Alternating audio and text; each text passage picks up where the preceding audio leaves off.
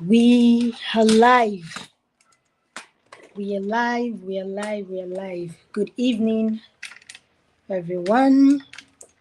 If you're just joining, if you have not joined, if you're just gonna join, good evening and welcome to our live.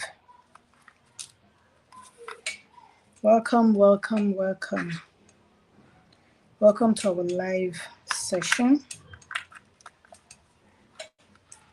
So today we are going to be having a lot of speakers that will be talking to us on PCOS and infertility. And September, the whole of September is PCOS Awareness Month. So you can see this is the right time to talk about this. This is the right time to create awareness. This is the right time to talk advocacy on PCOS.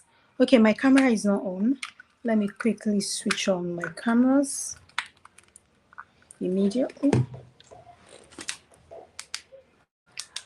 All right, welcome, welcome, welcome. I can see some people joining. Welcome, thank you for joining. Give me a few minutes. Okay. So thank you for joining the live session today. Can you all see me? Let me see your emoji. Let me see your reaction. If you're just joining us, let me see your emoji. Let me see your reaction. Thank you so much for joining. One of our speakers is right here with us, Moreni KG.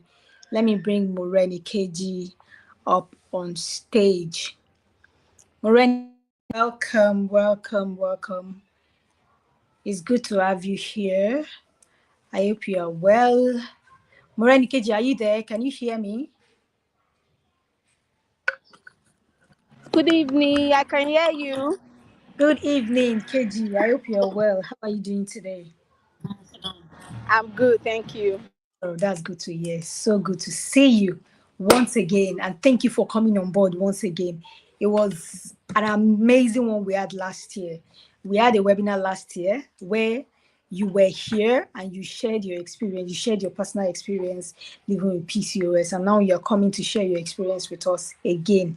Thank you so much for doing that. And last, thank you, Angela Muda. Thank you. I can see you with your emoji and your love reaction. Thank you. So last year, we had over 800 people that streamed live, that joined us on live.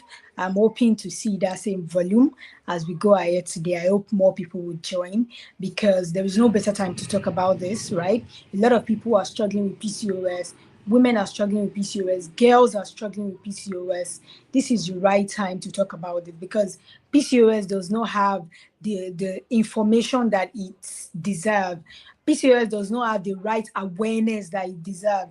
PCOS does not have the right information that it deserves, right? So why do women have to go through a lot? Why do women have to suffer so much, right? When we have advocates, when we have public health professionals that are supposed to talk about this issue. It's not our fault. I'm an advocate, I'm a public health professional. It is not our fault, but we'll keep talking, we'll keep trying, we'll keep mentioning it so that a lot of people will get those necessary information they need. And why do we want them to get that information? Because we want a solution to the problem. Yes, when you see people that are struggling with PCOS, they have acne, they have weight gain, they have weight loss, and all of those stuff.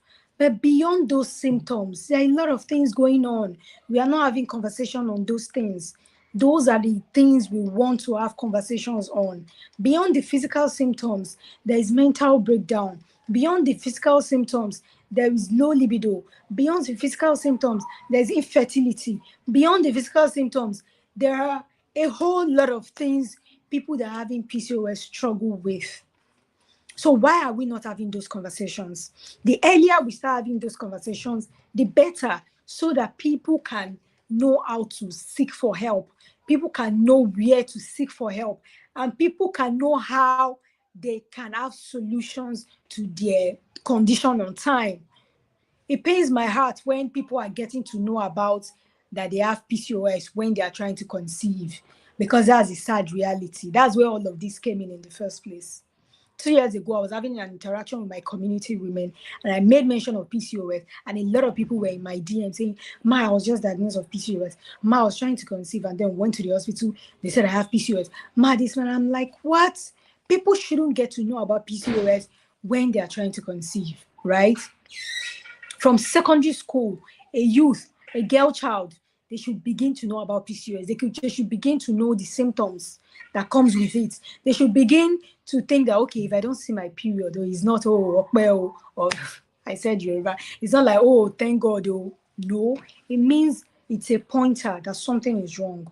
It might not be entirely PCOS. When you miss your period, there are some other symptoms that can accompany it. But once you miss your period or you see other symptoms, you should know that something is wrong and not just celebrate it. So this is what we want to do.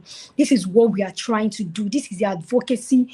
We are trying to make so much noise and make it impact people so that people can begin to move ahead. People can begin to look for solutions. People can begin to look for answers to their PCOS journey. So we'll be having 3 speakers here with myself.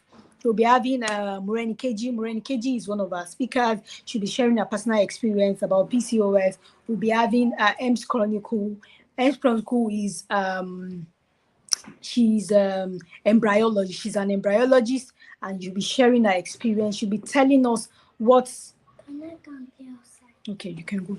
She'll be sharing. Excuse me. She'll be sharing with us what they see in the lab, because there's something people that are in the lab see with those who have PCOS. So the embryologist is going to tell us, what do we see with people with PCOS? What kind of eggs do they have? Why would you say that they can't conceive? These are the things that we hear from some of our speakers. And we will have Mrs. Amara as well, who is our 3rd speaker, who will also be sharing her experience. She's an amazing woman. She had PCOS for over 20 years, and she currently has 5 children. Although she's a metabolic health coach, she was able to reverse her PCOS symptoms due to the fact that she's a scientist. She went into research, she learned a lot, and then she practices on herself. And with that, she was able to reverse her symptoms. And now she has 5 beautiful children. So you can see that we have the amazing set of speakers to speak with you today, for you to listen and what's going on with PCOS and how does it translate to infertility. And I'm going to say this here before I give Ren Keji a chance to speak. I'm going to say this here. We have one of the reasons why we are doing this is because this is a pre-conference webinar. We have a conference. For some of you that have been following us, for some of you that are in our community, you would know that I have been working on a documentary for quite some time now, for about 2 years, and the documentary is finally ready. The documentary is an advocacy film. It's a film. You would see people, you see people cast together, you put people together to share their experience. And the film is finally ready. So we'll premiere the film during our conference next week, Saturday, on the 13th of September. Yes, thank you so much, Akinola Taiwo. So we'll premiere. Bobo, please, I'm on live. Don't disturb me, okay? There's nobody outside. So sorry about that. So we will premiere our film. We'll premiere the movie on Saturday, which is next week Saturday. It's going to be a beautiful event. It's going to be a beautiful conference. You need to see our line of speakers. If you are here and you're in Lagos and you've not registered for that event, I honestly do not know what you are waiting for. We have amazing people, amazing line of speakers that will be there on the day of the conference. And we have influencers and ambassadors that will be coming there that day as well. So if you are here, go to our Instagram page, check Beyond the Symptoms. You will see it will bring out Beyond the Symptoms documentary. You see there are a lot of content there about the conference. There's a link for you to register for our conference there. And even if you're not in Lagos and you wish to join us online, you wish to join us from wherever you are in the world, register ASAP, because registration closes by next week. So when you register, we'll send you an email to give you your link to join the live. That's for those that want to join live. But if you're in Lagos or you're in Lagos environment, trust me, the BTS conference is a place you should be. You learn from experts. You will hear from influencers that are also campaigning. You hear from advocates. You will get to connect with people. You get to meet people. You get to exchange ideas. You get to meet new friends, right? So if you've not registered for the BTS conference, trust me, you should go and register. And that day we also premiere the film. Yes, we also premiere the film. It will be an amazing time, trust me. So that's about that. Thank you so much for listening. So without much ado, before the rest of our speakers come on board, we have our speaker here, Moreni KG.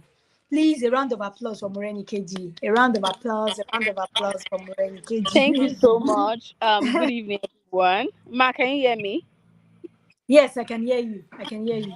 Okay, I'm so sorry. I'm at an event. I came to speak, and I know that when I try to leave here and go home, you meet me inside the car. So I just have to wait.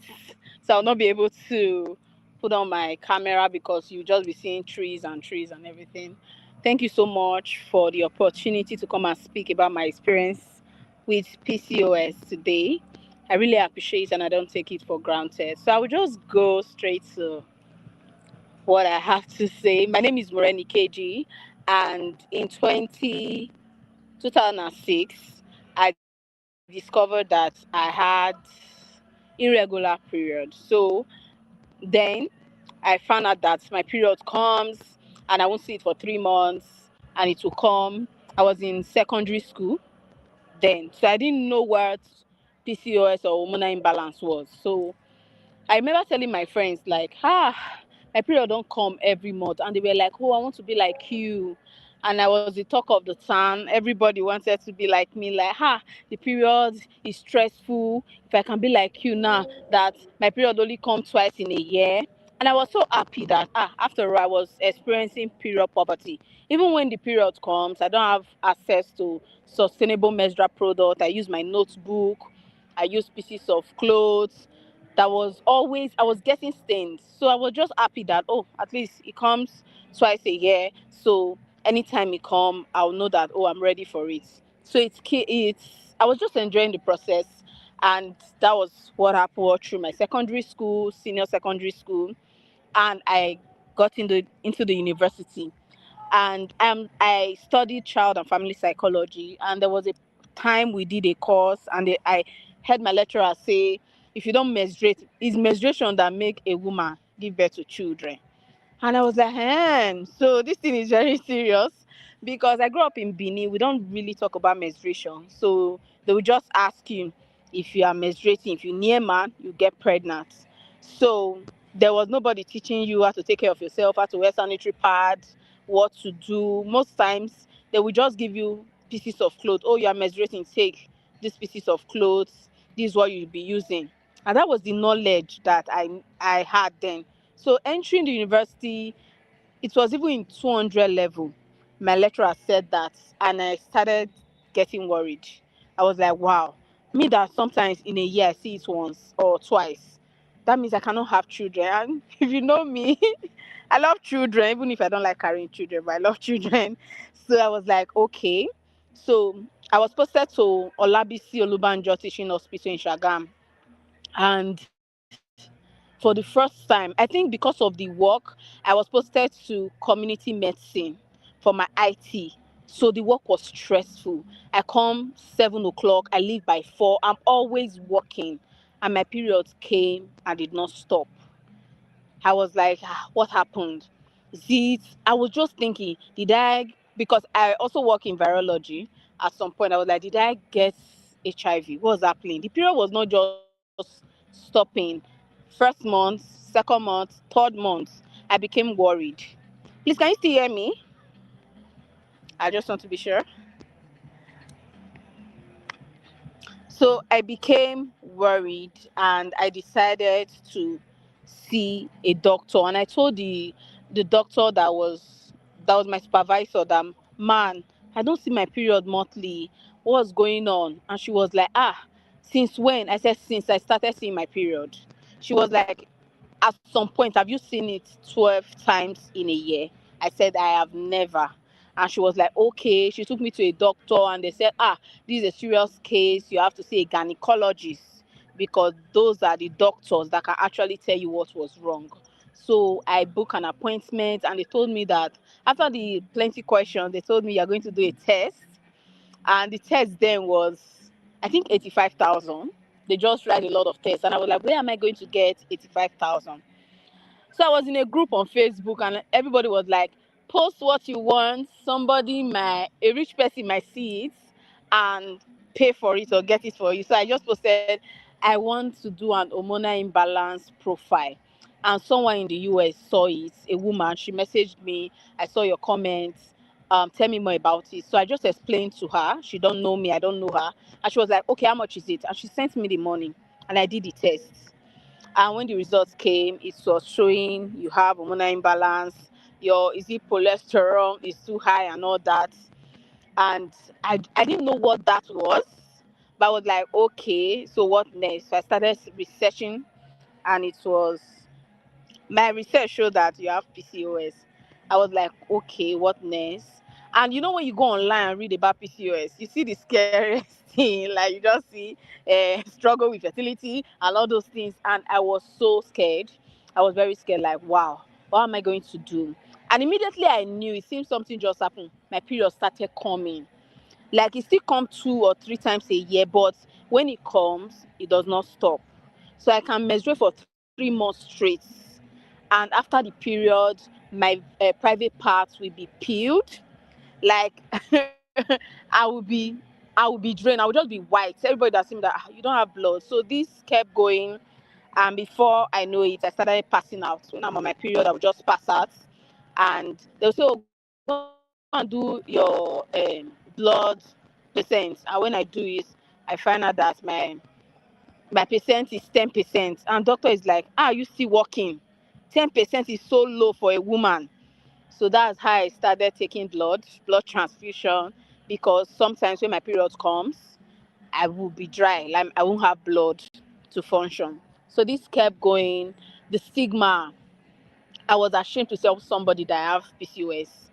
Remember, in secondary school, I was so confident because I didn't know that it was an issue. Now that I knew what is happening to me, I was so ashamed to tell people. And it was very shameful, because when my period comes, it stays sometimes 1 month straight, sometimes 2 months, sometimes 3 months. So sometimes I even prayed, let this period not come, because if it comes, it affects every part of my existence. Like, I have mood swing, I have pains. I would just be having runny stomach. I won't have appetite to eat. Sometimes I cannot eat like 1 week, 7 days straight because of my period. I won't have appetite. Everything was just wrong. I just knew that this is not normal. So I started doing a lot of research, and it got to a point I just told myself that, okay, this thing that I'm having, any boy or any relationship I want to enter, I'm going to tell the man, so that I will go and read about it, because I don't want to walk in eggshell if I decide to like get married in the future. So sometimes when somebody asks me, oh, I like you, I want to date you, I'm like, I have PCOS. They'll be like, what is PCOS? So go and browse it. So I just keep telling people, because I didn't want to pretend. Sometimes my friends will be like, why are you saying that? They might run away. I was like, it's better they know what they are getting into, so that they don't get into it. And next time they'll be like, I deceived them. So that was what I was doing, while also trying to look for solution. And I think 3 years ago, I took one herbs, because I felt, when you feel that your blood is stuck in your body, and if it doesn't come out, you might die. So I was in that state. So I took an herb that flushed my system, and the kind of blood clots I saw, some were bigger than my fist. It was scary. I would just sneeze, blood would just be gushing out, blood clots, black.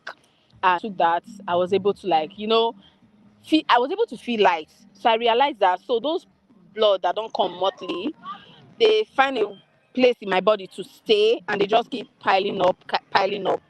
So using that herb actually brought out the blood. So I realized that, okay, there are some things I have to do. I was told by the doctor that I have to start taking brown beans, don't take gari. And if you know me very well, I can take gari eba for 1 month straight, breakfast, dinner, lunch. But they said I could not. So I was like, okay, I started taking brown beans, brown rice. And it just got to a point, like, I was fed up. I started exercising, and it got to a point I was fed up. So I just realized that, okay, I have to live one part of one kind of lifestyle so that I can manage it. And when people see me, they're like, you just the fat, the fat. Where the fat they go. So the stigma, people don't know what you're going through. They'll be like, you're always fatting. Control the way you get big. Control the way you get fat. No man will marry you because you are getting fat. And people don't know that it's not even because I'm eating. It's just PCOS.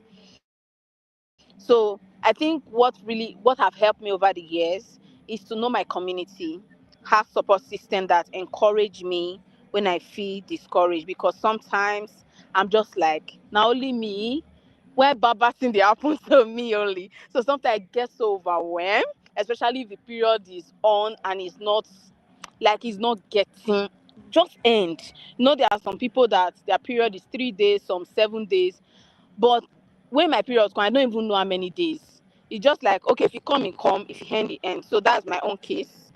So I've tried to take hormonal correction drugs, but for me, it's not just working. I've taken a lot of medications. Last 2 years in March of this year, I was on treatment. I spent millions. I don't even want to say, like, the doctor was using my body to practically test these drug that other people with PCOS will take, and it will like correct their hormones. I will take it and nothing will happen. Like, I'm still the same. My period will not come. It will like still the same thing. So I think March this year, my husband just said, it's okay. Let the will of God be done. Let's just, because the drugs had a toll on me. Like, when you are taking medication, you're not seeing results, you're spending money, you're doing tests, you're doing surgeries, and what you're just looking for is not coming. So you're just like, okay, let God will be done. So since March till now, I've not taken any drugs. And funny enough, my period have this year, my period have come like 3 times. So I'm talking to you, I'm on my period. And it's not like rushing, like it's not coming out, it's just like drop. And I just realized that, okay, when I shake my body, do a lot of exercise, it comes. But when I just rest, stay at home, not doing anything, it just come as a drop. So I've just learned to love my body, try to do the right practices, and also just believe in God that everything will be fine. So about the stigma, there was a lot of stigma that comes with it. There's already a stigma that comes with menstruation. So imagine there's a stigma with menstruation, and if you still not see that menstruation, there's still a stigma. So it's difficult being a woman. So what I just did, I just block every people's opinion, every people words of shame, and I own my shame. So like the word cannot shame the shameless. So I try to not feel shame about having PCOS or having fertility issues or going through all these changes that come with PCOS, because I know that, okay, if I own my body, own my story, nobody, absolutely nobody can actually shame me about having PCOS. So thank you so much for listening. I don't know if you have any question. So thank you, Ma, for having me, Miss Okpe. Thank you so much, Moreni Keji. Can you hear me? I was just spinning down some things while I you were can hear talking. you. I know I've heard your story before, but it was more like another angle, coming from another angle this time around. Because let's just say there were some things you shared before that maybe then you didn't add the ones you added now. Right? Yes. Yeah, the Yes. issue of you posting on Facebook and then someone say, "Oh, what are you passing through?" and all of those. Then the person pay for it and all of those stuff. Then for the Moreni Keji, I know we'll still talk, but for those that are listening that may probably be having a similar story like Moreni, I think you should seek second opinion. You see, hey God, don't let me say some things. We're on live. Sometimes you need to seek a second opinion, a third opinion, a fourth opinion, and even a fifth opinion if need be. Because there are sometimes, may God not get us come in contact with those that will not give us solution to our problem. Now be using our body to do testing. Do you understand? So I need you to, me and you, thought, opinion, and all that. Yes, I love the idea of you. Okay, You can you hear have, me? yes, I can hear you. Yes, about the second opinion, I've gone to like 18 hospitals. I've done hormonal profile. I did it 2019. I did it 2021. I did it 2022. I did it 2023. I've done it again this year. So it's like I'm just doing it. I'm going to different hospitals.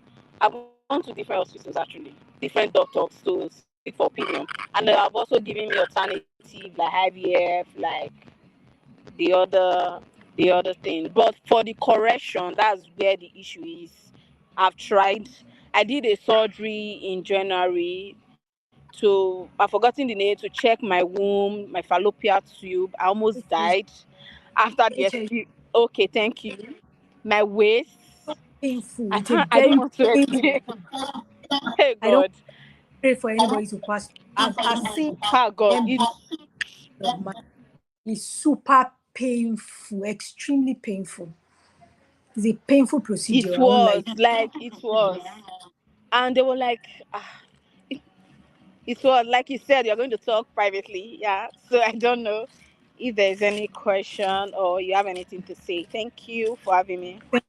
Thank you so much, Keji. God bless you. Honestly, anytime I call you, you don't give a second doubt. You just say, yes, I'm coming on board. Thank you so much. I love the fact that you're always eager to share your story. You know what that means? It gives you power. It gives you control over your emotions. It gives you control over whatever it is you are feeling. And it gives you the voice of an advocate for you to speak to that one person that may be having PCOS and feel like, oh, I don't think I want to be in this world again. You may be giving that person hope. That person might not even be up to your own. And you'll be like, if this woman is passing through this thing, that means that means there is hope. That means I can do something. You understand? So I'm glad that you are always open to share your story. It gives me a lot of joy. And I'm glad that you are even in the youth space. Morani Keji, please, I am begging you, use this opportunity, use your story, tell it to girls in your community. I know you have a community for girls. You have an organization, Center for Teens. Talk to them about PCOS. Let them know about PCOS as early as possible.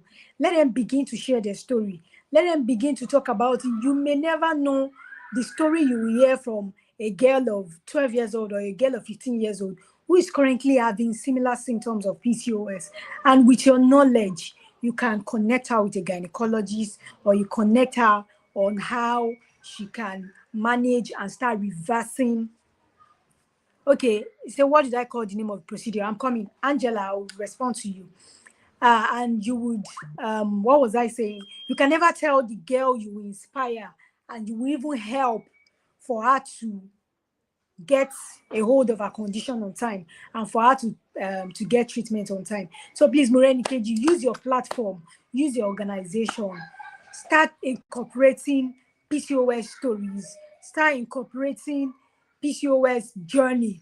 Because when you're talking of period poverty, period care, and all that, PCOS is also among. So you can stimulate the conversation. Ask any of the girls, have you ever missed your period? Those that you are missing your period, oh, someone might tell you that, oh, I see my period 2 times in a year. You know that this one, you need to do something. So use your forum for girls to explore options on PCOS. You can never tell. From there, you can start writing grants for helping girls that are having those kind of issue, how they can reverse their symptoms, or to even see a gynecologist for that, and all of those that will help them even before they get to future. So please, Moreni Keji, do that. Thank you so much for all. Thank you so much for having me. Thank you. I've been So doing someone that, but thank you for the encouragement. Okay. thank you. Someone was asking a question. So what is the name of the procedure? HSG. Do you know a procedure that Moreni Keji was trying to say? HSG. Right? So they do that procedure to check the patency of the uterus, right? That's what they do. But it's a very painful procedure. But they do it a lot. If a woman is trying to conceive and they're giving you certain medications and it's not working, they want to see if your uterus is patent, if your uterus is okay to receive pregnancy, if your uterus is okay to carry a baby. It's just that it's painful, right? So if you want to get it done, just go to a proper hospital. Ama Emanuela, thank you so much for joining. Thank you, Emanuela, for joining. So if you want to do an HSG, you go to an hospital, you see a gynecologist. When you see a gynecologist, there are criteria for doing an HSG. You can't just say you want to do an HSG. They will ask you certain questions. Are you trying to conceive? Is your fallopian tubes blocked? Is your uterus blocked? They will ask you those questions. And the gynecology might say, okay, do this test, do this test, do this test. If they not confirm that, oh, you're likely to have this and you want to conceive, they will then say, okay, we can then do an HSG for you, and they will book you for a procedure and they'll get it done. I hope I've answered your question. So that is that about that. Moreni KG, God bless you. Thank you for sharing your story. And if you are the type that you're listening here, one of the reasons why they told Moreni KG to stop eating white rice and for her to be eating brown rice is the fact that PCOS causes diabetes, right? Because sometimes it make you have some people, if they have insulin resistant kind of PCOS, it can predispose you to having diabetes. So that is why if you're having PCOS, you can't eat all food. They tell you have to eat certain diets. You won't eat a lot of carbohydrates that can spike your sugar level. You have to eat more protein, more fiber, and all that. Your portion is your business when you're talking about PCOS, right? So when you are struggling with PCOS, especially those that have excessive weight when having PCOS, you can't eat anyhow. Because if you eat anyhow, you blow up. If you blow up, people will start to talk and start stigmatizing and all those rubbish that they do. Do you understand? So that was why they told Moreni Keji that stop the eba. Moreni Keji that likes eba, stop the eba, stop the gari, stop the white rice, start eating brown rice and all those. It can be very tasking when someone is managing PCOS. It can be very tasking because you have to be strict with whatever you are doing. You have to be strict with your diet. In fact, you may even need to see a dietitian if you want to focus on your diet, right? Especially when you're trying to conceive, because you have to see a dietitian, you eat certain food, you do regular exercises, you be on the move. Look at Moreni Keji's story. Moreni Keji says that anytime she does exercises and she's on the move, those period, she will see her period very well. But anytime she's inactive, it will just come drop. It might be that's her own bodies. But exercise is a very, very important factor in managing PCOS because exercise will help your insulin to go into the cells and not just into the bloodstream. Exercise would allow your organs to work perfectly. Exercise will help to reduce weight. Exercise will help to reverse the symptoms of PCOS and all. That is why exercise is a very key factor when it comes to the management of PCOS. Maureen KG, by the grace of God, we'll smile soon on your case. Me and you will talk. Oh, it's a necessity. After this call, I will be in your DM. Me and you, Amen. by the grace of God, we'll smile soon. We'll start with triplets and quadruplets. Right? Thank you so much. So we have our next speaker on board. Okay, before I go to our next speaker, Maureen KG, could you quickly share? Are you there? Maureen KG, Yes, are I you there? am. Okay, I wanted to ask something because I know you went through all this. Could you quickly share how all this affected your mental health? Because what people don't know, the reason why we're having this webinar is beyond the symptoms. Beyond the symptoms of PCOS, there are so many things that goes wrong. And one of the things that goes wrong is mental breakdown. How were you able to cope with all of this? How does it affect your mental health? What were you able to do differently? How were you able to manage and all that?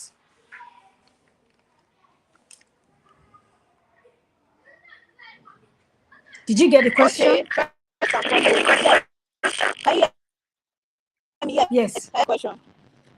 Firstly, it affected my mental health. It gave me anxiety. It gave me sleepless nights.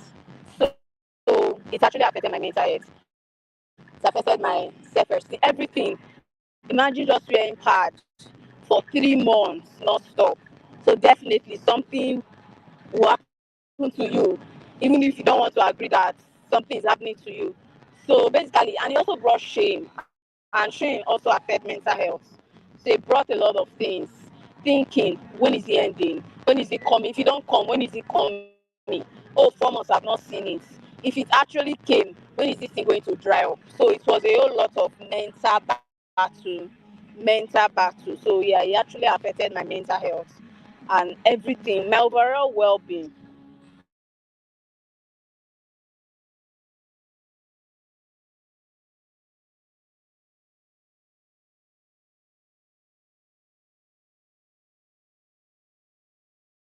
Thank you so much for sharing that, Moreni KG. God bless you. Thank you so much for sharing that. Beyond the symptoms of PCOS, one thing that goes down is mental health. A lot of people, a lot of people do not take it funny because a lot of things happen. Look at Moreni KG. Moreni KG is being like this because she has learned to accept herself. She doesn't care what anybody say. She learned to accept and manage her condition. It's not everybody that can take it that way. That is why we are doing this advocacy, so that people will learn to know about it. Somebody will not come and shame you for what you don't even, for what you are not even the cause to your own body. Somebody will not come and body shame you that, oh, look at the way you are getting fat, or somebody won't come and body shame you that, oh, look at the way you are having acne. I have a friend who has turned a sister. She said one of the reasons she doesn't like going out is because she has a lot of acne on her face. PCOS does that. It gives you a lot of acne, that she has a lot of acne, and because of that, she doesn't want to go out because people look at her a certain way. I mean, come on. People look at her, it's like when she go out, the way people turns and look at her, she already knows that they are looking at the acne on her face. And that alone can give her mental breakdown. She can be at home and just decide that no, I won't go out. And if she's isolating herself, it might begin to turn to depression. It might begin to give her suicidal attempts. It might begin to tell her that, why am I the only one? I think I should just end this.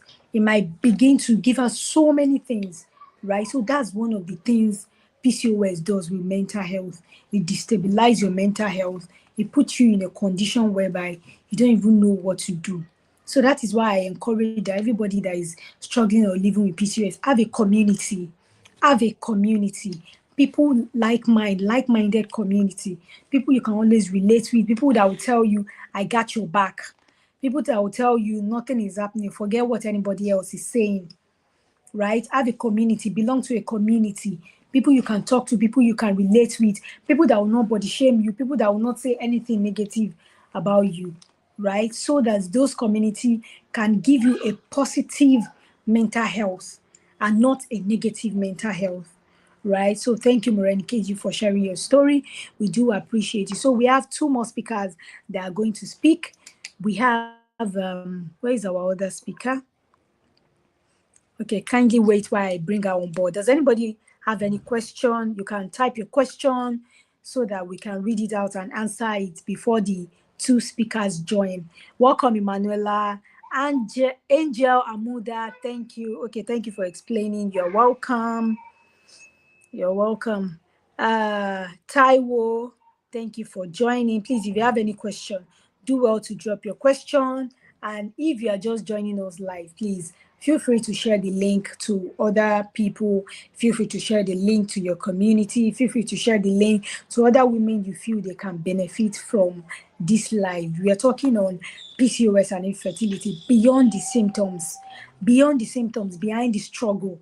That is what we are talking on. We are looking to seek explanation. We want to spark conversations. We want to seek solutions to the things that come, the effect of PCOS, right? And one of the huge effect of PCOS on women is infertility, right? And that is what we are talking about today.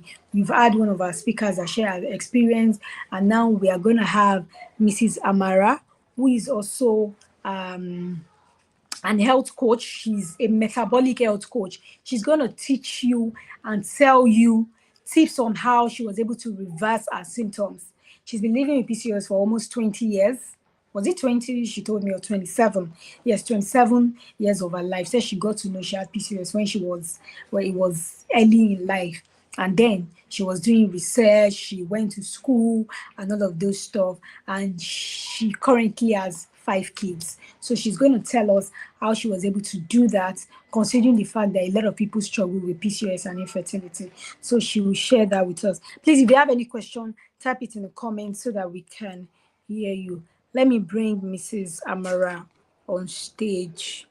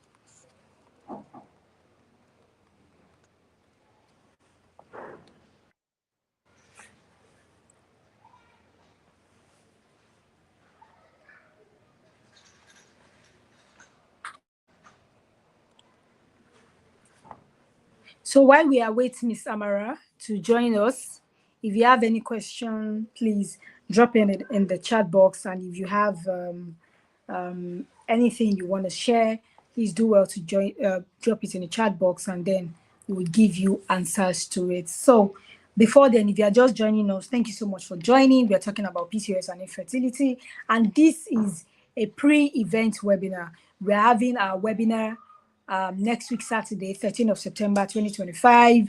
We're having our conference, rather. We're having our conference, 13th of September, 2025. And if you are in Lagos, trust me, you should be there.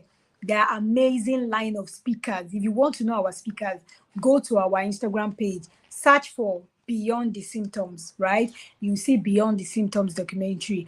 Follow us. You see our amazing speakers, our line of speakers, our activity for that day. If you are in Lagos and you have not registered for that event, you are about to miss out, because registration closes next week. And once registration has closed, we are not allowing anybody in again, right? So if you are on this live and you are in Lagos and you want to attend the conference, that day will also be having the premiere of my film on PCOS and infertility. That is why you should be there. And if you are not in Lagos, you would love to join us live on YouTube. We'll be having YouTube live, we're having Instagram live. If you want to join us live that day, if you're not in Lagos, do well to also register. The registration link is in our Instagram page. Once you go to our Instagram page, you see the registration link in our bio. Click on it, register. Once you register, we'll send you an email later to give you the link for the virtual one. But trust me, if you're in Lagos, you need to be at that event, because a lot will be going that day. We have the likes of influencers, we have the likes of experts who are going to, we have fertility expert that day who are going to tell you the real thing. If you're trying to conceive and you have PCOS, we have them that day who will hold you by hands. We have dietitian that will tell you, you see, stop eating all these things. These are the things you need to eat to it. And we have our dietitian giving slots for free consultation. So if you're having any challenge that day, come, they'll be having free consultation for you, right? So that's that about that. If you're not registered for the event, run to the Instagram page and go and register for the events. So we have our, where is our, we are waiting for our other speaker. We hope she joins soon.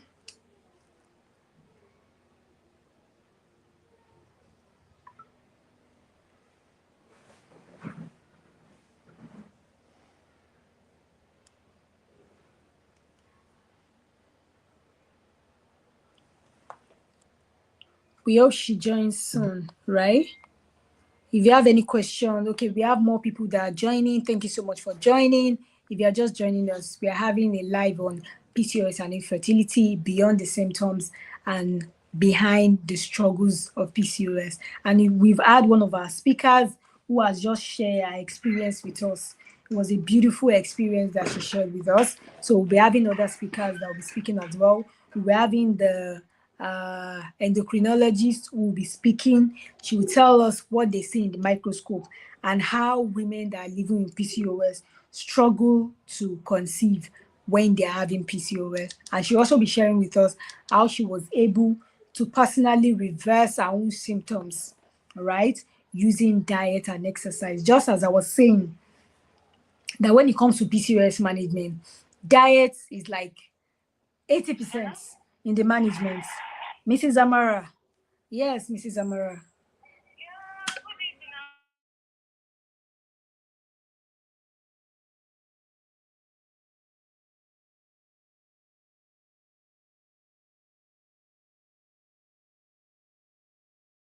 Okay, so that's one of our speakers trying to join. So as I was saying, when it comes to PCOS management, 80% of the management of PCOS is focused on diet. If you can focus on your diet, know what to eat, don't eat too much of carbohydrates, focus on protein, focus on your vitamins, focus on what's it called, fiber, and then let's say 70% of diets, then 20% focus on exercise. You have to do exercise. It's just like a person that has diabetes. In the management of diabetes, exercise is very, very important. So it is in the management of PCOS.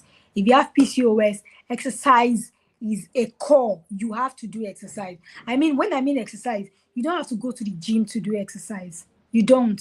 You can just dedicate your time. Okay, before I go to work in the morning, I will do 15 minutes of walking, even in the house. So 15 minutes. When I come back in the evening, I'll do 15 minutes of walking. That is exercise. As far as PCOS requires you to move around a lot and then control your stress level. When I mean move around a lot, not like you'll be stressed, you'll be, all those stuff.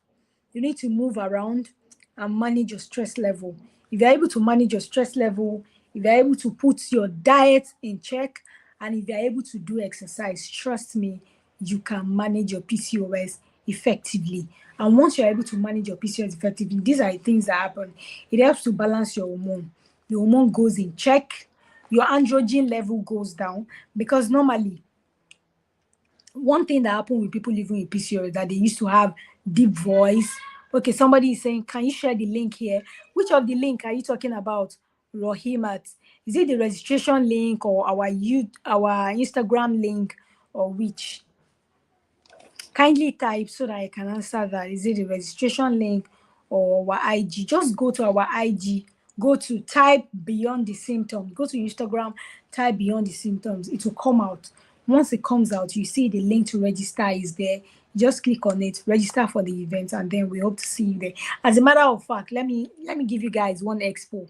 That day we are going to have an expert, a yoga expert, who is going to teach you. You know what a yoga person does now? I don't want to spill. I don't want to spill. A yoga expert is going to come that day, who's going to teach you some mindfulness, some amazing things that will give you relaxation and all of those stuff. Trust me, you don't want to miss out if you're in Lagos. So, as I was saying, our what's it called is finding it difficult to join. One of our speakers is finding it difficult to join. So as I was saying, that when it comes to the management of PCOS, those things that I mentioned, they are very important. Your diet, your lifestyle, exercise, and all that. Then share your story. Learn to share your story as a person. Learn to share your story. The more you share your story, the more you get people to know about your condition, the lesser you are stigmatized. When you share your story, nobody can stigmatize you. Just like Moren Keji said. Moren Keji said, you can't shame the shameless, right? If you are the one sharing your story, there is nothing anybody wants to say. They already know you are aware of it. They already know that yes, you have weight, so what is it? Do you understand? You can't shame the shameless.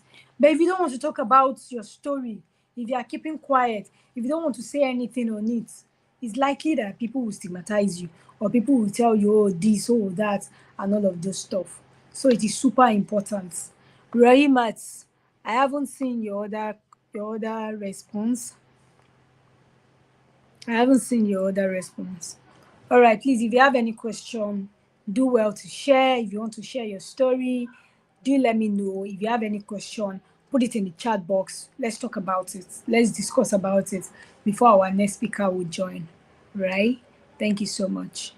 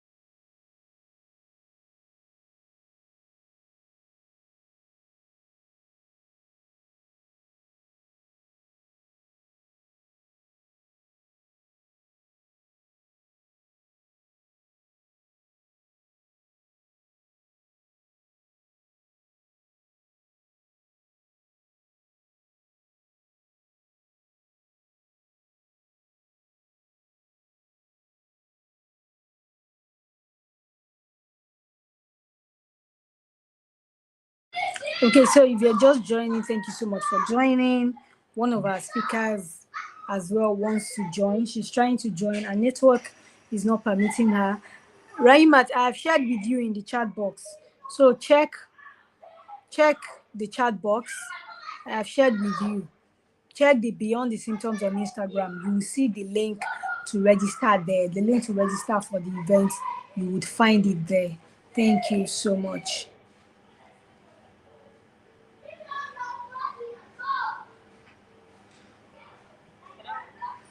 Hello.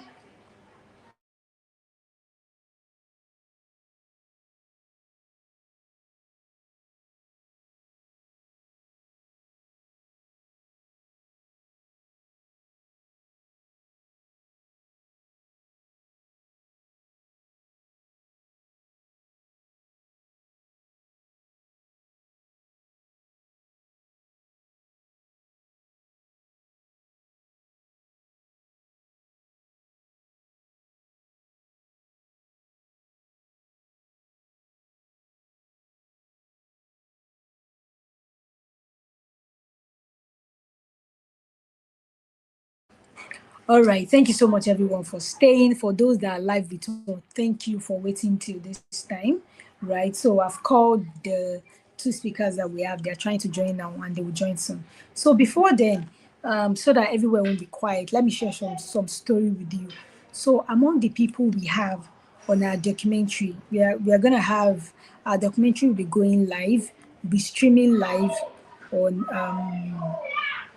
I don't want to mention. If you come to the conference, you will get to know where our documentary will be streaming. But that day, we are going to screen our documentary that day, right? The documentary will be premiered that day. So let me share the story of one of the women that we were able to bring on board, that we spoke to, and one of the women that shared a story. Now, one of the women that shared a story, her story is a very one that is peculiar to me. I mean, when I mean peculiar, that stand out for me. Her story stood out for me because she's been married for like 8 years. Yes, she has PCOS and she's struggling to conceive, right? And there's a lot of things with her. As a matter of fact, she has tried to commit suicide 3 times. She has tried to commit suicide 3 times, and that is because it's affecting her mental health. Why is it affecting her mental health? She doesn't have a good community around her. Aside from me that get to talk to her, I mean, she's working as well, so we don't get to see her all the time, but we talk over the phone, encourage her, and all of those stuff. A huge part of it is coming from our partner's family.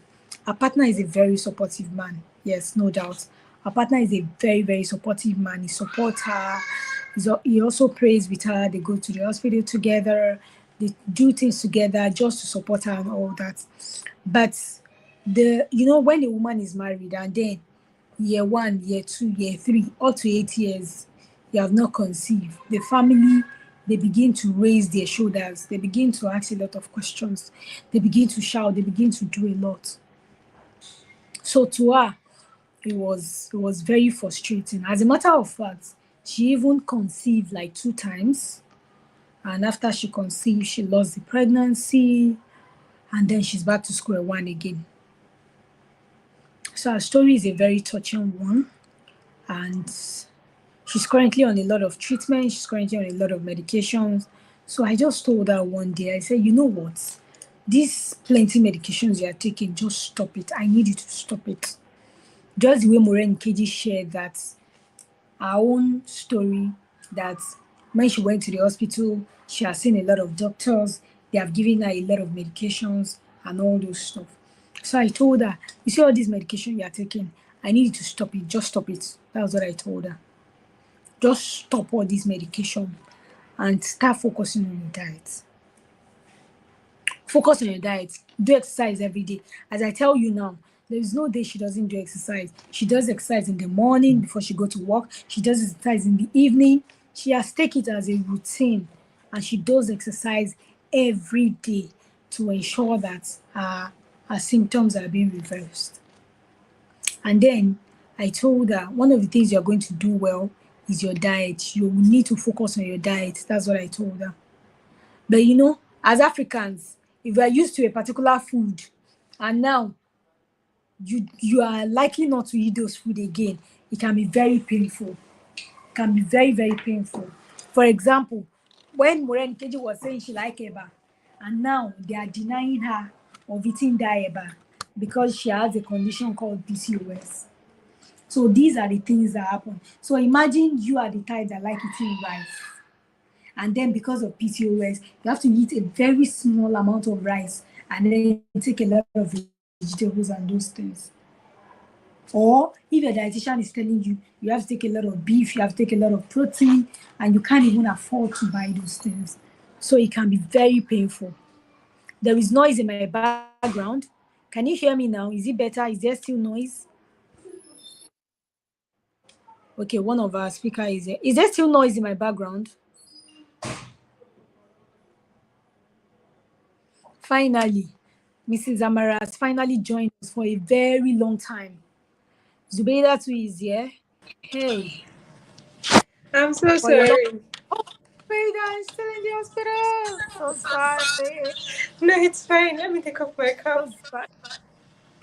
So sorry. You're in the It's fine. hospital. I just wanted to be sure I could make it. I hope I'm not too late. You are late. Oh, I'm so You said I'm so understandable. sorry for keeping everyone. We Understandable. just finished from the theater. It's understandable. Thank you so much for joining. Sorry, just 1 minute. Taiwo, Sorry, 1 minute. Let me shut the door because of noise. that's fine. Is there still noise in my background? Can you still hear any noise in my background? What is it? No, no, no. Someone was saying there's a noise in my background. There's not even noise. Like I'm just inside my quiet space. There is no noise here. Okay, thank you so much, Zubeida, for joining. You joined at the same time with Mrs. Amara. So who is going to talk first? Who is going to go first? Can Mrs. Amara go first? Okay. Are you done with work? Don't worry. I'll finish after the live. I'll round up the other things. Oh, But I'm done all from the right. theater, so the next thing is to round up with patients and few other things. All right, that's amazing. Thank you so much. I mean, you know, we still need to talk about partnership so that some of our people can get to, you know, get probably Benefit. discounted, yes, get discounted consultation or a discounted exercise and all those stuff. You know, as we go in these things, I don't want us to just do webinar and for the conference. That's one of the things we are doing. Now, I'm not going to spill on YouTube Live. There's a lot to do at that conference. There's some Conference. partnered with that we want them to bring certain things for our women to benefit. I mean, in terms of conceiving, in terms of how they can help them to conceive and all that. Okay, the link for the conference registration. All right, I'll try and get the link and drop it. Okay, Taiwo, please get the link for the conference and share it on YouTube Live here so that some people can register, because Raimat is asking for the link. Taiwo, if you can hear me, please get the link for the conference on our Instagram page. Share it here so Zubeida, are you ready to share? Because it seems what's her name, Mrs. Amara, our network is so poor She's been going and coming off and on like that. Okay. All right, so I'm just gonna ask you one or two questions. People are joining back. A lot of people have joined before. When we finished with Moren KG, they started leaving and all that. Thank you so much for joining. So, just tell us about yourself before we begin. Okay. Hello, everyone. My name is Yusuf Zubaida Muhammad. I am a clinical embryologist and a reproductive health advocate, and I am the founder of EMB Chronicles, an infertility platform that supports couples on their fertility journey. So you can see we have the right speakers. You can see we have the right people. We have the right people just for you on board here. So thank you so much, Zubaida. If you are here joining us live, follow Zubaida on Instagram, follow her on TikTok, because I see she's a big madam on TikTok. I was just going through your TikTok page this afternoon. Please don't send my helper away. You don't know if my helper is in this comment section. I was just going through your TikTok this afternoon. I'm like, oh, so you've been posting. I'm the only one that have not been putting out a lot of content on TikTok and all that. So follow her on Instagram, follow her on TikTok. She shares amazing content for women that are trying to conceive, infertility, male infertility, female infertility. You will love her page, trust me. Then, okay, so let's just go to Zubaida, then Mrs. Amara. I don't know what's wrong with her network. Maybe by the time we'll be done with Zubaida, our network will be more stable, right? So thank you so much, Zubaida, for joining. So I wanted to quickly ask, right, as as a clinical embryologist, what are the things you feel you have seen over time that disrupt women, or let me say, what is the quality of eggs for women who have PCOS and they are trying to conceive? What is it like? Could you share from that angle? Okay. Okay. Since we don't have slides here, okay. Is it possible I send you something and then I don't know if we can share. I wish with something we could share screen. Okay. So I have but I'll just explain it verbally. So as we all know that PCOS is polycystic ovary syndrome, and PCOS is one of the leading cause of infertility in the world, meaning that a lot of women are faced with this reproductive health issue that it's making it difficult for them to conceive. So basically for PCOS, how PCOS affects your fertility, how PCOS affects the quality of your eggs and then make it difficult for you to get pregnant is, PCOS basically has to do with hormonal imbalance. Do you understand? Because for what happens is that our body produces different hormones. We have different hormones that control different aspects of how our body works, our reproductive system, and everything. But the moment that there's an imbalance of any of these hormones, the estrogen, the prolactin, and the other hormones, there is going to be a problem. And once there's an hormonal imbalance, there's going to be a problem with conception. So what happens for patients with PCOS is, every month, one of the most common signs of patients with PCOS is they have issues with their period. There's always a delay in their period and all of that. So what happens is we have this hormone, in our body, we have this hormone called the estrogen, which is a male hormone. Do you understand? We all have it in our body. The men have it, the women have it. Ideally, it's not supposed to be more in a woman's body. Do you understand? Because that's the hormone that is responsible for the male features, like the bears, the deep voice, and most of the characteristics that men have. That is what is responsible for it. Do you understand? We women also have it. But the problem is when PCOS is present, this hormone is usually more, and that's why you see that patients with PCOS usually have facial hair, deep voice, characteristics that the male feature actually have. Do you understand? And once the level of the estrogen is high, it makes it difficult for ovulation to take place. Did you understand? And then, for you to get pregnant, sorry, I'm trying to break down my words in the most easiest way. So it's like we're discussing, do you understand? So that everyone can understand. And then, for us to get pregnant, every month, our body releases one egg, and then this egg gets fertilized, and then you get pregnant and all of that. But because there's a hormonal imbalance, so there is a problem with ovulation, meaning that our body is not able to release the egg as it should every month for pregnancy to take place. So that's why you see that sometimes you're not going to see your period. And sometimes, sometimes you see your period, and then before it comes again, it might take months and months and months and months and months. And then once you have your period, once your period comes, usually when once your period comes, the lining of your womb, let me just use the word womb, your endometrial lining is usually shed, do you understand, so that it's not too thick, so that if your egg is released, it meets with a sperm and it can easily implant for fertilization to take place and for you to get pregnant. But because you're not ovulating, do you understand? But because you're not ovulating, the lining of the lining of your uterus, it keeps getting thick, and if it's too thick, it is a problem. Do you understand? It is a problem that prevents you from getting pregnant. Do you understand? So another thing again that makes PCOS, that makes patients with PCOS difficult to get pregnant, is because PCOS is an hormonal imbalance, and because the hormones in the body have been disrupted, it causes something we call oxidative stress on our eggs. And as we women, it's not like we're producing. Sorry, can everyone hear me? Yes, please, loud and clear. Okay. And we women, it's not like we produce, it's not like the process of this process where we produce our eggs, it's not like it happens every month. It's not like we're producing new eggs every month. All the number of eggs we're supposed to have in our entire life cycle is already in our ovaries. All it needs is that once you attain puberty, every month the hormones tells your brain, okay, you've gotten to the point, it releases one egg and all of. So it's not like we're producing new eggs every month. All the eggs you're supposed to have in your entire life cycle is already in your body. Do you understand?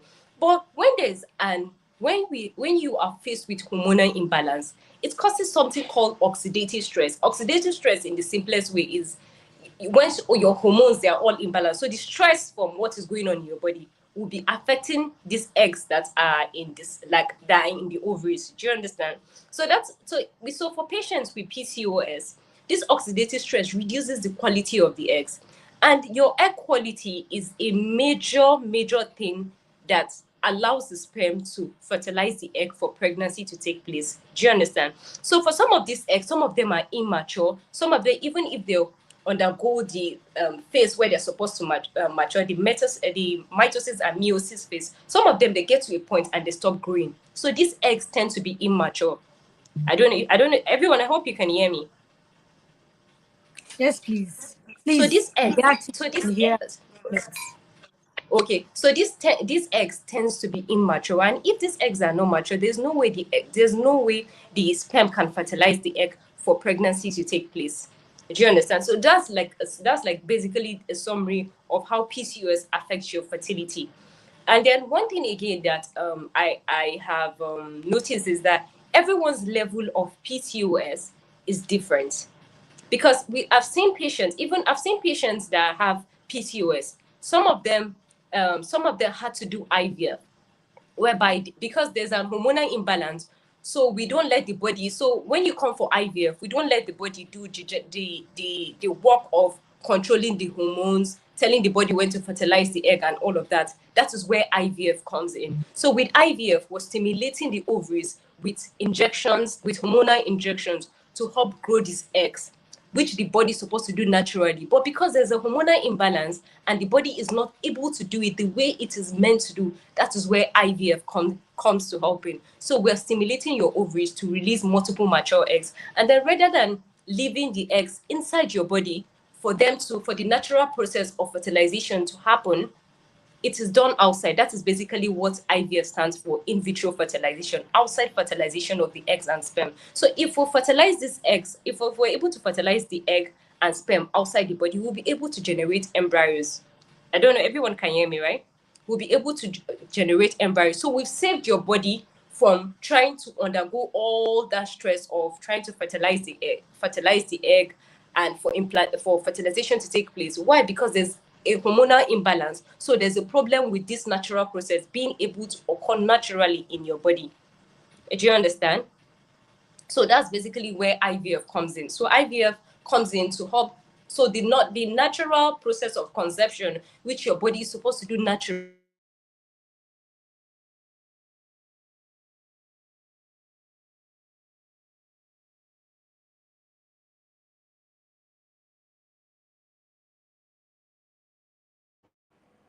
Are you there? Can anybody else be there? Can you hear Or is me? it from my end? Okay, I think Yes, I'm we back lost now. you You for can it. hear me now, right? Yes, I can hear you now. Okay, so that's how IVF comes in. And then with IVF, because you're stimulating the ovaries, we're able to see how the follicles are growing. We're able to see, oh, this is how you're responding to this medication. Because if you're just taking medication, you really don't know. We can't see the eggs until they're outside the body, so you can't really know what is happening. But if you're going through IVF, you stimulate, the ovaries are being stimulated, your hormonal levels are being watched. We're watching it to see how the follicles are growing and all of that. And then when we retrieve the eggs, we're able to see the number of eggs that are mature to be used for your IVF treatment and the number of eggs that are immature to be used for your IVF treatment. Another way how IVF helps is, rather than allowing the work of conception to happen naturally in your body, where every month your body releases one egg, with the help of IVF, once the ovaries are stimulated, you're able to get multiple mature eggs. Do you understand? So that's how we're able to get eggs during your IVF and use for your IVF process. So that's basically a summary of how IVF helps patients with PCOS and all of that. But one thing that I want people to understand when it comes to PCOS is, people's symptom for PCOS varies from person to person. Because I've had patients that have PCOS and have come in for IVF. For some people, alhamdulillah, it worked. For some people, it didn't work. I've seen patients with PCOS who didn't even do IVF. They didn't do any form of fertility treatment, and they got pregnant. I think an example is Margie. I think this is her third child, right? And she said she's a patient of PCOS and she has gotten pregnant. I've seen patients who had PCOS, they didn't do IVF. All they had to do was to be given some fertility medications and all of that, and they got pregnant. So I need you to understand that people's symptoms for PCOS varies from person to person. Some people's own it's very intense. Some people's own is mild, so it's easily manageable. So one thing I want you to know, one thing I want you to understand is, the first way to you dealing with PCOS or managing your PCOS is understanding the type of PCOS you are dealing with. What are your symptoms? What triggers these symptoms? Because another problem with patients with PCOS is that their body finds it difficult to Can you hear me? Hello, can you hear me? Can you hear me? Oh, yes, I can hear you. I was muted. I was saying yes, Oh, yes, we are muted. okay. Sorry, I'm just Okay, so another thing with PCOS is that their body is insulin resistant, so it finds it difficult to like digest sugar. Why? Because there's a high level of the estrogen, the main hormone that I talked about earlier. And so I need you to understand the level that your PCOS is. What are your symptoms? What triggers these symptoms? Do you understand? So that's why it's very important, if you're dealing with PCOS, you try to see a doctor that is responsible for that. Some people go as far, it's very, very important, sir, for you to be seeing an endocrinologist if you're dealing with PCOS. Do you understand? Because people's symptoms varies. I've seen people that are dealing with PCOS and they've been told to stop using the type of pots that they use, the type of materials and all of that. Because, as you know, here in Africa, we don't pay attention to all these little things. But if you've seen an endocrinologist, then they can tell you how some of the, because our cookwares, our cleaning materials, all of the chemicals and the environment, they release so many chemical toxins into our body that also affect our hormones in our body, and this is part of what affects some patients with PCOS. But that's why I said that people's level of PCOS is different. For some people's own is very intense. So some people's patients with PCOS is very, very intense. And for some people's own, it's mild, it's manageable. There are people with PCOS and be like, oh no, all I had to do was fix my diet and I got pregnant. That is easy. You cannot compare that with somebody whose level of PCOS is very high, probably due to more issues with hormonal imbalance and all of that. A simple fixing of your diet cannot always be the solution. Do you understand? So I need one thing I always tell patients with PCOS is, nobody understands your body better than you do. You know your body better than anyone does. You know the symptoms, you know what you do that triggers that triggers your hormonal your hormonal issues. For some people, it could be stress. Some people, when they take a lot of sugar, when they take a lot of caffeine. Do you understand? So this is like a take home note that I would want everyone to always know about PCOS. People's PCOS journeys are different, because one thing I've seen with social media is, I know everybody wants to get the best treatments. We're eager to get better. Dealing with PCOS is not easy, honestly. It's not easy. We're eager to get better, but while you're trying to look for the best solution, you just don't go with everything you see on social media. You just don't go with everything that is being recommended to you. We have so much materials available on the internet. You can read so that you can link it up with the symptoms you are facing. Do you understand? If you need to go ahead to see an endocrinologist, please go ahead to see an endocrinologist. If you need to go ahead to see a fertility specialist, please go ahead to see a fertility specialist. If you need to see a dietitian to help you with your diet, what you should eat and all of that, all this is very, very important when you are dealing with PCOS. So that's a summary. And once again, to every lady out there that is battling PCOS, I want you to always remember that you are not alone on this journey.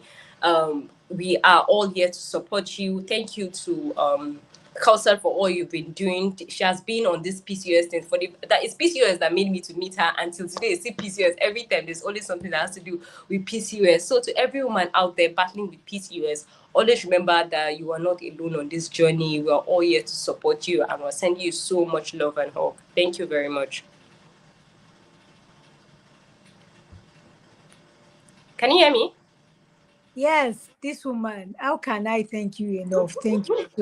Like, in fact, you have said everything. It was as if you were saying, like, I can't even ask you a next question, because all the questions that I want to ask you, you have literally touched everything in just Please your few minutes. let's have the question. Maybe if there are some that you probably didn't Thank say. you so much. Thank you so much. Thank you so much. I truly appreciate you.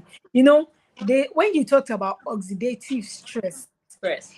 a lot of people did know that when it comes to PCOS, there's stress, like you said. Even aside PCOS, women go through a lot. We have a lot A of lot. stressor body again. Do you understand? And then PCOS is coming as another stressor. In combination together, you are Double now having higher level of stress. Yes. stress. So hormone will now come to your body. When the stress hormone comes to your body, that one is another problem again. You have to start tackling, start doing this and all that. And like you said, one takeaway that I took that resonated with me very well from what you said is that everybody have different kind of PCOS. There is no lie about that. I could say that the kind of PCOS Maraji has, but I could say that maybe probably your own was milder. Yeah. Do you understand? Because I Yes. know people who have been in the journey of this PCOS for years, trying to conceive, and they've done everything. See the gynecologist, see the endocrinologist, see the fertility. They've actually done everything. In fact, I know someone who has done IVF and IVF twice Oh on my this same god. PCOS journey. So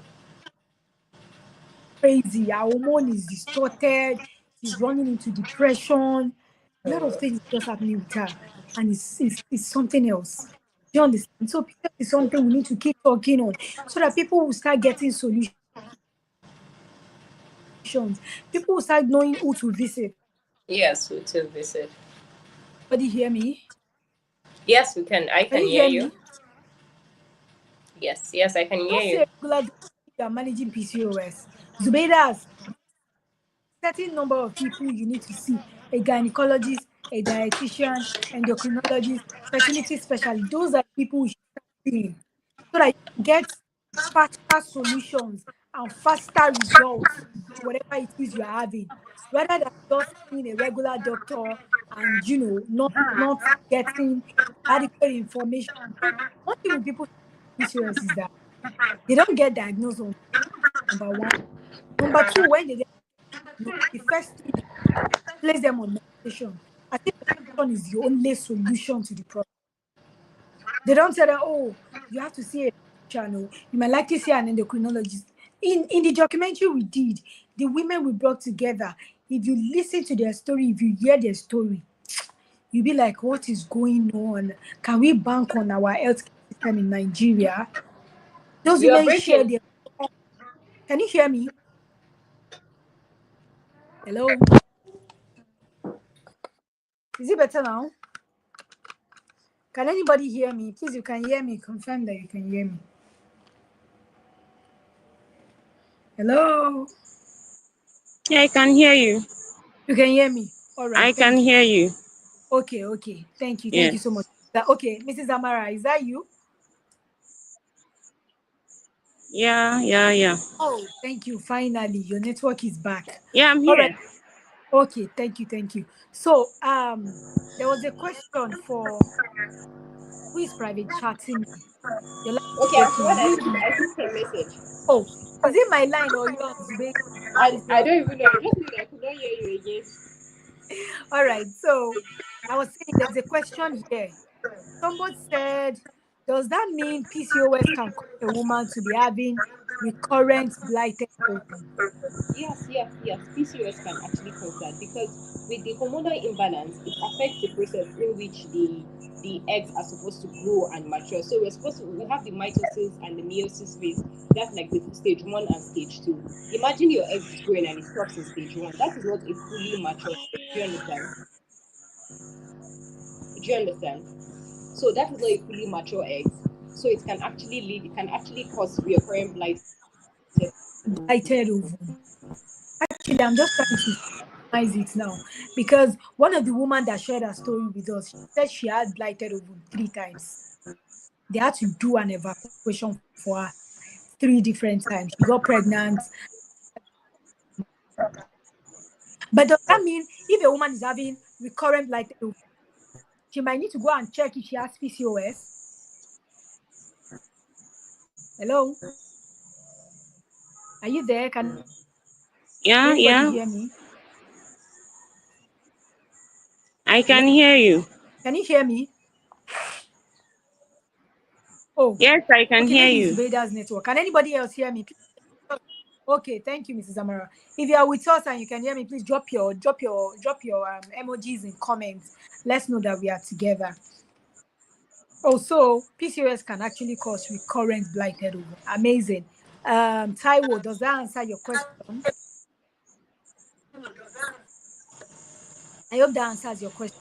All right, so we'll move to Mrs. Amara. Zubeida, when your network is stable, there's one more question for you. But before then, let's move to. All Are right. you back?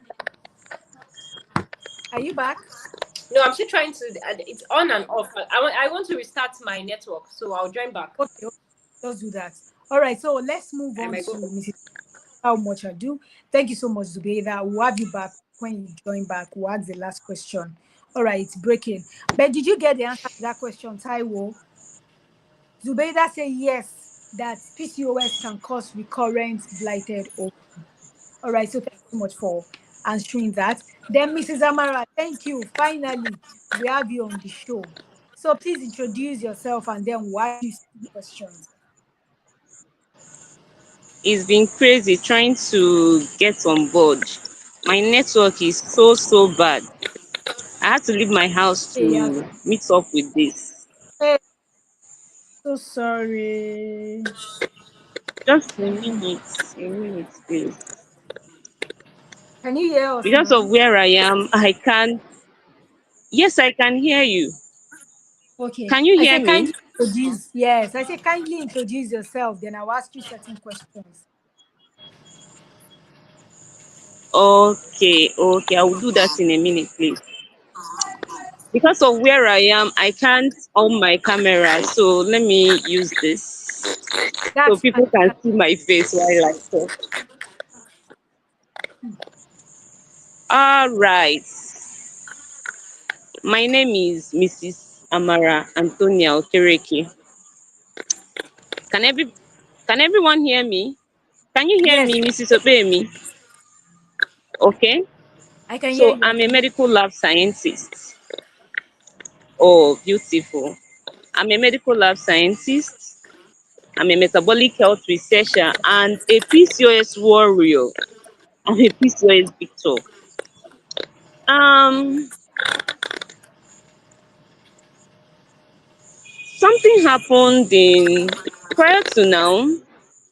As at 2019, I was deeply into parent coaching. If you go through my Facebook profile, if you check for Amara Antonio Kereke on Facebook, you are likely going to see more than three profiles. Three will have my picture. One has my picture with me wearing lab coat. Now I started parent coaching service in 2019, but something made me to kind of give that a 360 pivot. During my research work in 2020, can you hear me? Can you still hear me? Yes, please, I can hear you. Mrs. Opeyemi, can you still hear me? Yes, I Okay, can hear during you. my research work in 2020, I found something very scary. I sampled menopausal women and premenopausal women. And before you carry out a research, you review literatures and have an expected outcome. So my expected outcome from that research is that menopausal women will have a higher prevalence of insulin resistance among menopausal women than premenopausal women. That was actually the outcome we got. But among premenopausal women, we saw a high level of insulin resistance. And I happened to be one of those because I sampled myself during that research work. I happened to be one of those with high level of insulin resistance. So that shook me to my marrows and I had to pivot, looking for solutions on how to reverse insulin resistance, because you could live with insulin resistance even if it does not present with PCOS. You could live with insulin resistance for 10, 15 years without knowing and end up with diabetes if you do nothing about it. And if you do a normal fasting blood sugar test, it's not going to show. So now let's get on to my fertility journey with PCOS. I got diagnosed in 2014 after 13 years of living with PCOS. Now when I got diagnosed in 2014, they profiled, I saw a gynecologist, and during the period I was not diagnosed, I saw many gynecologists, I saw many physicians, and they kept bombarding me with drugs. I took Primolut what have you. I was on drugs all through, and these drugs did close to nothing for me until 2015. I was drilled, my ovaries got drilled to promote ovulation. Even after that drilling, because when you get married, the traditional thing is to get pregnant after few months. So when I couldn't conceive, even after the ovarian drilling, after 3 months, 6 months after the ovarian drilling, I got on my knees. I kept praying and talking to God about it. I asked God to give me just one. I prayed for God to give me just a child. And after I think 8 months of the ovarian drilling, I took in of my first child. So when I wanted to take in again, 2 years after, you know, the TTC moms here know about Clomid and other drugs we use to induce ovulation. I tried to take Clomid to induce ovulation. Clomid failed me at doing that. And I had an inspiration to kind of alter my diet. And immediately I altered my diet, barely a month after altering my diet, I was able to take in of my second. And when I wanted my third, I did the same thing. It was during that period, it was after delivering my third child that I got to know that I was insulin resistant, and I started looking for solutions on how to solve my insulin resistance because I didn't want to go down with diabetes. That was when I got to learn more about PCOS.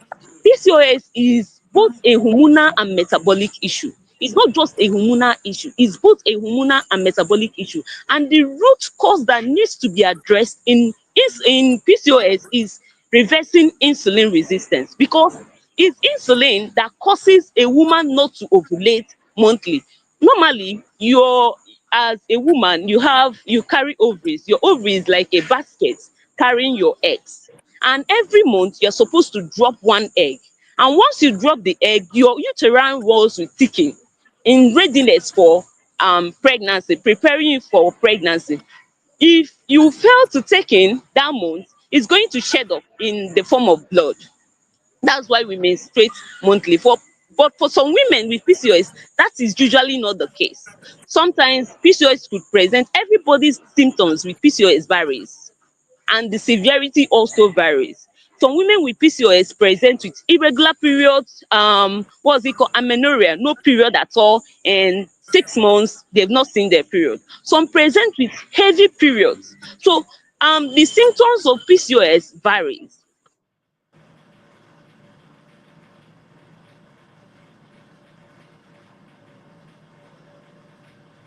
Are you there, Mrs. Amara? Are you with us? Hello? I think our network is poor or something. Okay, Zubeida, are you back? Okay, yeah, I'm back. I've been listening. Okay, so maybe let's take your question before the other question. I was trying to ask Okay. that if a woman is having recurrent blighted ovum, does that mean she needs to go and check if she has PCOS? Is it an Okay, no, you indicator? know that. Okay, you know that having blighted ovum,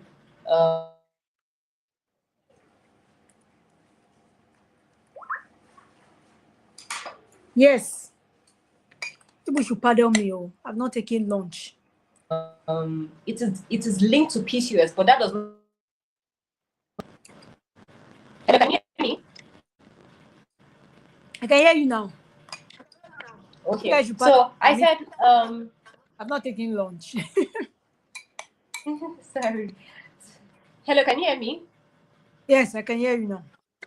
Okay, so I said PCOS, yes, is linked, could be the reason. It can be a reason, but that does not mean that all cases of blighted ovum has to be PCOS. Do you understand? Because having blighted ovum, most and what it signifies is that there's like a chromosomal Okay, abnormality. okay. So the embryo is not forming well, and so the body detects that, oh, there's an error in this embryo that is forming, and that's what happened, and then you have a Terminate it. miscarriage or something.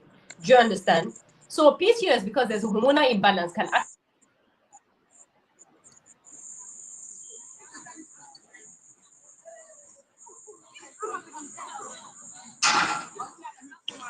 Why is network treating us this way today?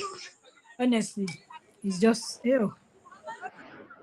I can hear everybody anyways. It's only Zubeida I can't hear. All right, Mrs. Amara, you can continue.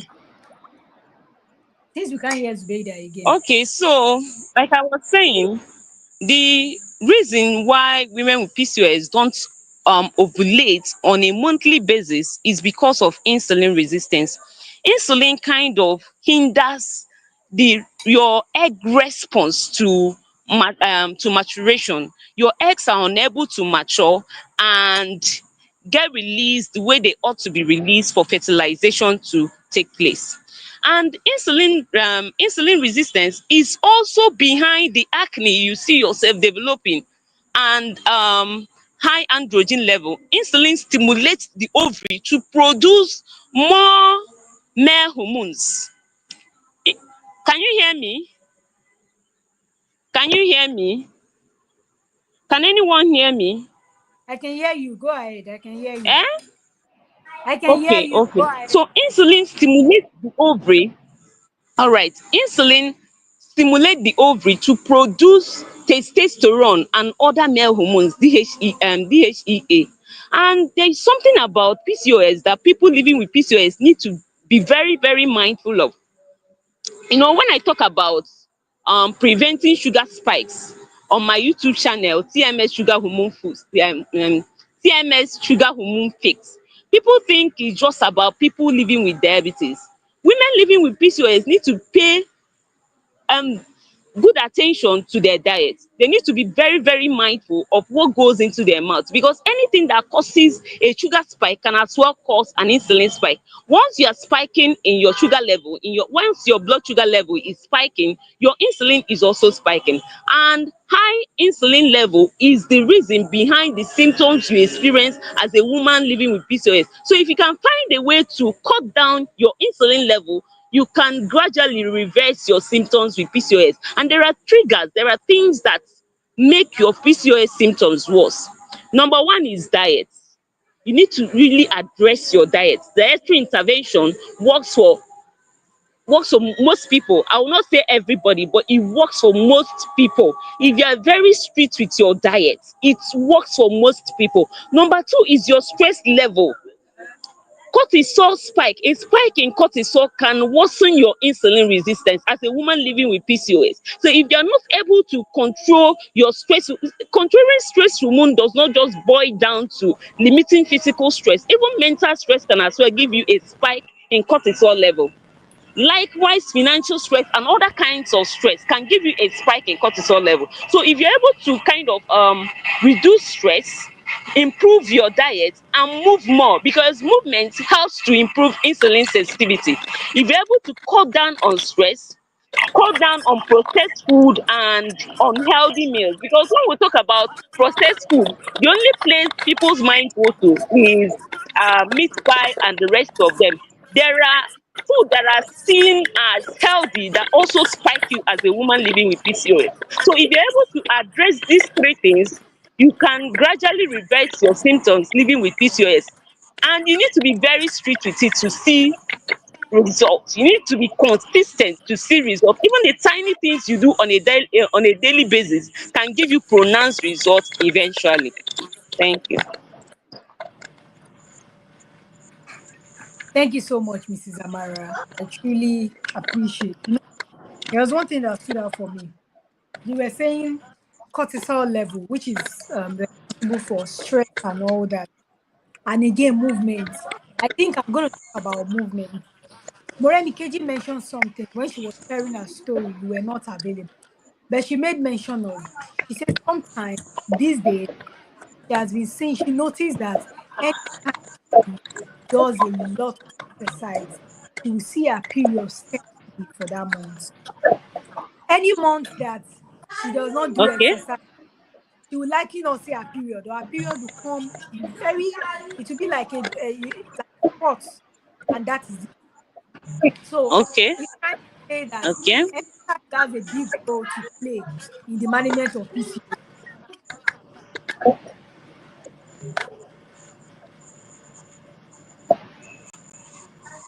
He's trying to say that exercise has a big role in the management of PCOS. That as a woman, if you're having, even as a PCOS, as a woman generally, I think for our But organs to function very well, we need to do a lot of exercises. That is why I was there is explaining. a caveat to being there is a caveat. Hello, Mrs. Obeyemi. There is a caveat to being exercise as a woman living with PCOS, because there are exercise you will indulge in and they will spike you up. So you need to moderation is key. Okay. So, what are the kind of exercises that people will do to spike them up? Is there a kind of exercise like that? You say Is strenuous there a kind exercise. of do, Strenuous or exercise. the intensity? I think of the intensity of the exercise, or the specific type of exercise that someone living with PCOS must not do. I didn't get your question. Can you hear I me? didn't get your question. You say? Can you hear me? Yes, I can hear you. I say, are there certain I type can of hear you now. okay? I said, are there certain type of exercise they cannot do, or it just depends on this, like the severity or the intensity of the exercise?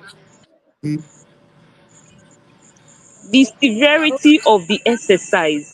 You know, you don't need to go on strenuous exercise that will stress you. You know, exercise is stress, but you don't need to put severe exercise in your body as a woman living with PCOS. You just need to moderate the intensity and the severity of the exercise you do. Okay, thank you so much. Thank you for that.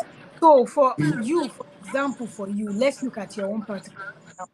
How were you able to achieve exercise even while living with PCOS, considering that a lot of people have that challenge? Even Moren Keji, she has that challenge. She's been married for 6 years. She's trying to conceive. How were you able to achieve and manage? Like I PCOS. said, if you want to see results as a woman living with PCOS, you have to be very, very strict with your lifestyle and your diet. Because of the busyness of life, there are things you cannot run away from. There are certain stress you can't run away from, but you have to be very strict to see results, because even the tiniest stress can provoke your hormones, and the tiniest thing you do to balance your hormones can give you pronounced results. So you need to be very strict with both lifestyle and diet. Like I Lifestyle. mentioned something that, yes, lifestyle and diet. I mentioned something earlier. I got to learn much about PCOS in 2020. After that research work, I get to learn a lot about PCOS. And learning so much about PCOS made me to kind of alter a whole lot of things, despite having, by then I already had 3 kids. I had to change a whole lot of things about how I live and how I eat. And all of a sudden, something just, my symptoms just got remitted. The only thing that triggered me, when as a woman, because these things are genetic. Even when you're able to remit your symptoms, if you provoke yourself by way of the way you live, what you eat, your symptoms can come back. So when I overstress myself, the anxiety comes back. When I do certain things, the heavy flow comes back. So you need to be very strict with both your lifestyle and your diet to see a consistent result. Thank you so much, Mrs. Zama. So when you're talking of diet, I know there are some people that will still reach out to you to get some of your consultation and all that. But when you're talking of diet, what is the diet of what is the plate of a person living with PCOS look like?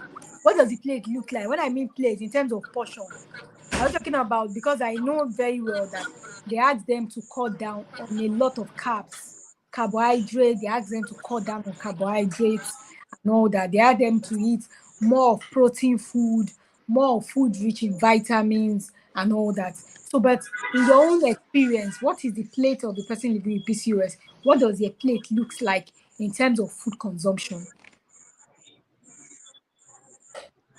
Why I actually began a series on how to eat certain food without a sugar spike on my YouTube channel, TMS Sugar Hormone Fix, is because you don't give the same approach to every food. Like, there are food that you need to just measure a fist size and eat.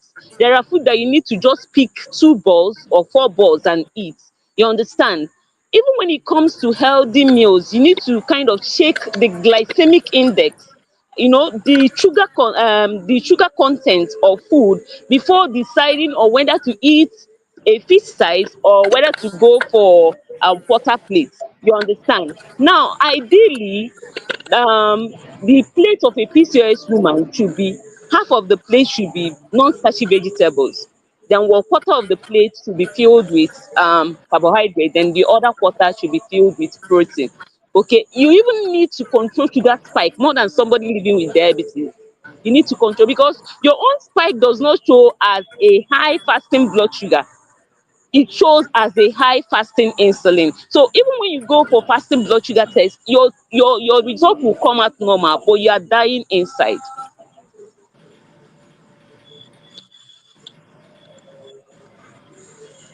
Oh my goodness, I've heard a lot of stories. I've heard a lot of testimonials from women on how their PCOS journey is just something else. It's a whole lot. That's why it pains me when a lot of people don't get adequate information. Thank you so much, Mrs. Amara, for sharing your story with us. We truly appreciate. We know we carried you from one location to another location. We appreciate you. Thank you so much for joining. Honestly. I'll post the group It's for all those that right. want to. They can always, for those that have certain questions, they can always put. Please, if you have any question for Mrs. Amara, drop it in the comments. If our network permits, you will answer. If our network does not permit, I'll copy it and post it on the WhatsApp. And then she's on our WhatsApp group. She can always answer those questions so that we will not waste much of our time, so that we go back to our location. Thank you so much, Mrs. Amara, for joining us today. God bless you. You're So welcome. You're welcome. if I have any question for you, if they ask anyone, I'll bring it on WhatsApp in case the network is not permitted, right? So let's It's go back to alright. the way that we're saying something about blighted ovum before your Okay, network. yes. Yeah. So yes, but I hope everyone can hear me now. So I said Yes. it's not in all cases of patients with blighted ovum that is linked to PCOS. That's why you can be having recurrent cases of blighted ovum with miscarriage and all of that, and you don't have PCOS. With blighted ovum, in most cases it just means that there's like a chromosomal abnormality. Do you understand? So ideally, what's advisable to do is to do like a genetic testing. But I understand the country that we are doing a pre-implantation genetic testing is expensive. Do you understand? It's expensive, but if we've been having recurrent miscarriages, then it is highly recommended for you to try to do a genetic testing because the reason why you might be having this recurrent blighted ovum, the reason why you might be having recurrent miscarriages, it could actually be that there's a chromosomal abnormality, and that is why the embryo does not implant. Because as every we have 46 number of chromosomes. So imagine that the egg that was released that month, the egg is not properly mature, and then it gets fertilized. Of course, while it's growing, it's not going to be able to pass all the stages for it to fully develop. Do you understand? So that's where IVF comes in. Because if you're doing IVF, we're seeing these eggs and then we're seeing how the embryos are growing. That's why if you see patients who tell you, oh, I did IVF, on the first day they told me I had 10 eggs. The next day they told me I had 5. Next day they told me it was only 6. What happened to my remaining eggs? Sometimes we've seen patients like, did you people fry the eggs? Do you understand?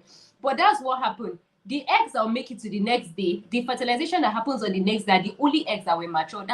That's why that you see till day 5. It's not all the embryos that started the race on day 1 that are going to make it to the final stage. Do you understand? But we're able to see this because this is IVF. So we're able to see it. Oh, this is the embryo that's growing. This is the embryo that's not growing. But because this is a natural conception, it happens inside your body. Do you understand? So you're not able to see the type of egg that was released that month. But having recurrent blighted ovum or having recurrent miscarriage could actually be a significant sign that you have there's a chromosomal abnormality somewhere. Do you understand? So you need to go for further genetic testing to know what the problem might be.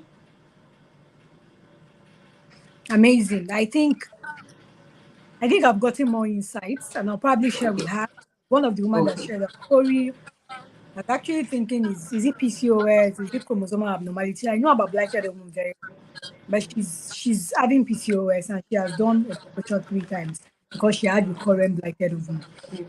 So it's just complicated on her part with Yes, everything happening, it's blighted ovum. complicated, it's expensive, Do you everything is understand? just It's complicated. Yes. expensive medication, money, testing, do this, do that, and all those things. It's really expensive. Thank you so much, Zubeida, for joining. You're Truly most welcome. appreciate it. Does anybody have any other question? I think that was the question someone, that was the reason why I asked you. If they're just joining us, we are doing PCOS and infertility today. If you have any question, please drop it in the chat box. If you're able to answer it here, fine. If you are not able to answer, we'll take it to the WhatsApp platform and then we'll send it to whoever it is you want to address your question to, and the person will give you an answer. Right? We spent a lot of time. We started by 5 p.m. and now this is to 7. We're like going to 2 hours into the session. Thank you so much, everyone, for joining. If you have not registered for our conference, you're going to miss out because we're having a conference on the 13th of September 2025. That is next week, Saturday. We literally do not have any time again. We just have 7 days to the conference. Oh, God. We've You done a really lot. tried. Well done, well done. Thank you. Thank you. We've done a lot for you for the conference. We went far and wide to bring amazing speakers to come and speak to you, amazing experts. We have dietitian, we have endocrinologists, we have gynecologists, we have amazing line of speakers who are going to be sharing their story. We also have men who are going to be sharing male perspective of PCOS and why we need them to advocate and all that, right? So if you are here with us today and you've not registered, just go to the Instagram, type beyond the symptoms. Once you see beyond the symptom, follow us, check the link in bio. You see the link to register for the conference. The conference will take place in VI, Victoria Island, next week, Saturday. We can't wait to see you there. And if you are not in Lagos, if you want to join us live, register as well. Registration is compulsory because if you don't register, we don't get to send the link to you to join us live. So if you are not in Lagos and you wish to join us, do well to register and we'll send you the link few days to the event to join us live, right? We are creating more awareness on PCOS using this conference and using this film. We want every youth, every girl child to know about their condition. Thank you so much. Thank you. We want every youth, every girl child to know about their condition, to learn about PCOS condition even before they grow. Even before they grow. Because PCOS is now affecting. I saw a post where somebody said, unfortunately, PCOS is now affecting more girls than we think. There's no lie about it. It's not becoming more like a pandemic. It's not becoming like a public health issue, right? PCOS is not becoming like a public health issue. So that is why we need to advocate for it truly. We need to seek for a change truly, and we need to start conversations on time so that people can tend to seek solutions on time, getting actual solutions to the problem, and then beyond the symptoms, the things that comes after, they can start tackling it on time, right? So we are going to stop here. Thank you so much, everyone, for joining. For those that couldn't join, I'm sure you watched this later. A big thank you to our amazing speakers. Thank you, Zubeida. Thank you, Renikeji. Thank you, Mrs. Amara. Thank you for always. I mean, once I go to you and say, oh, we have to do this, you guys will say, yes, let's go and do this. Thank you so much for always coming back. I truly Thank you. appreciate it. Thank you, everyone, for joining, and have a good evening. For And those you that too. much for joining, have a good evening. Zubeida, I'll be in your Yeah? DM. Please go back to your All right, thank you. Let me round up and go home. thank you.